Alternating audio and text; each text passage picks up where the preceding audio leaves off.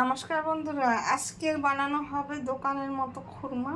দেখুন আপনারা খুরমা কিভাবে বানাতে হয়। আমার এখানে ময়দা নিয়েছি 2 কাপ, 2 বাটি, আর এখানে জল, পরিমাণ মতো তেল, খাওয়ার ছোটা, লবণ, এই সামান্য উপকরণেই এটা খুরমা বানানো হয়ে যাবে। লবণ দিয়ে দিলাম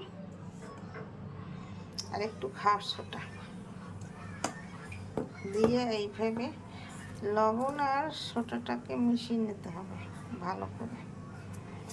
তারপর একটু এই যে তেল দিতে হবে, তেল দিয়ে এটাকে মিশিয়ে নিতে হবে ভালো করে। একটু বেশি তেল দিতে হবে, তেলের সঙ্গে এইভাবে মিক্স করে নিতে হবে ময়দাটাকে।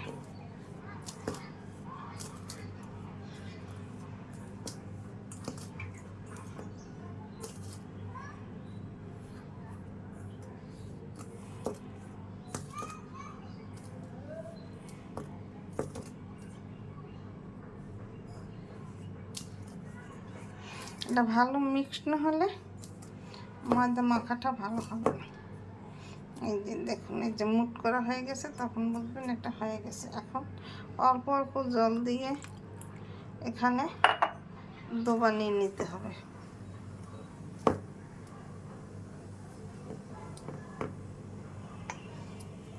এখানে লাগবে চিনি, আর 2 কাপ চিনিতে 1 কাপ জল লাগবে। এখানে আমি কড়াই দিয়ে চুলা ধরিয়ে দিলাম, দিয়ে এই যে চিনিটা দিয়ে দিলাম।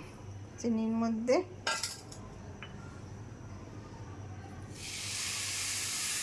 জল দিয়ে একটা দারচিনি, একটু এলাচ, একটা তেজপাতা আর একটু দারচিনির গুঁড়ি দিয়ে দিলাম। দিয়ে চিনিটা পাক হতে হতে আমার পিঠে বানানো হয়ে যাবে। খুব ঘন করে শিরা গুলতে হবে। এখন ময়দাটা ছেনে আমি মেখে নেব। আমার চিনি শিরা জাল হয়ে গেছে, একটু ঘন করতে হবে আর একটু। এখানে আমার এই ময়দাটা ছানা হয়ে গেছে। এখন এই ময়দা থেকে 2টো লুচি কেটে নেব। ভালো করে শক্ত করে ছানতে হবে। এই যে 2টো এই লুচির ডো বানিয়ে নেব।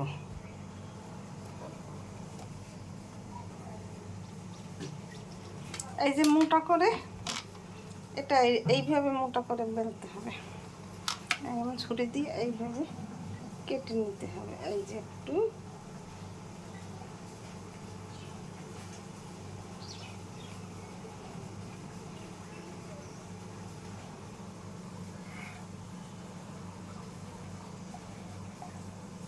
এইভাবে করে কেটে নিলেই খুরমার আকারে শেপ দেওয়া হয়ে যাবে।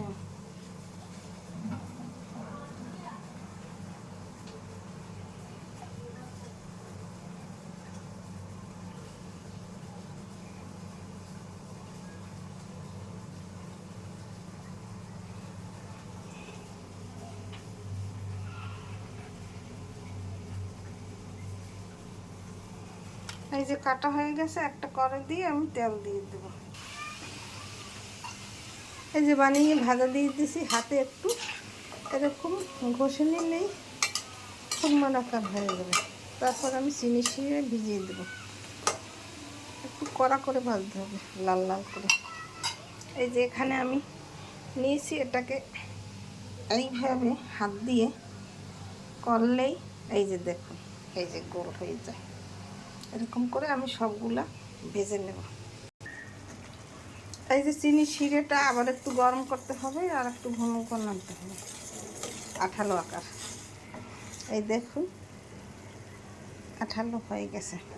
এই যে আমি 2 বাটি ময়দা দিয়ে দেখুন অনেকগুলো বানিয়েছি।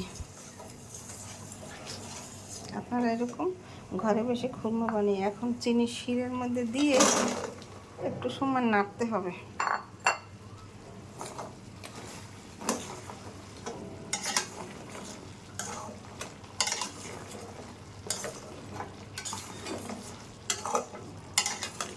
এইভাবে নাড়তে নাড়তে যখন চিনিটা গায়ে লেগে যাবে তখন তুলে নেব।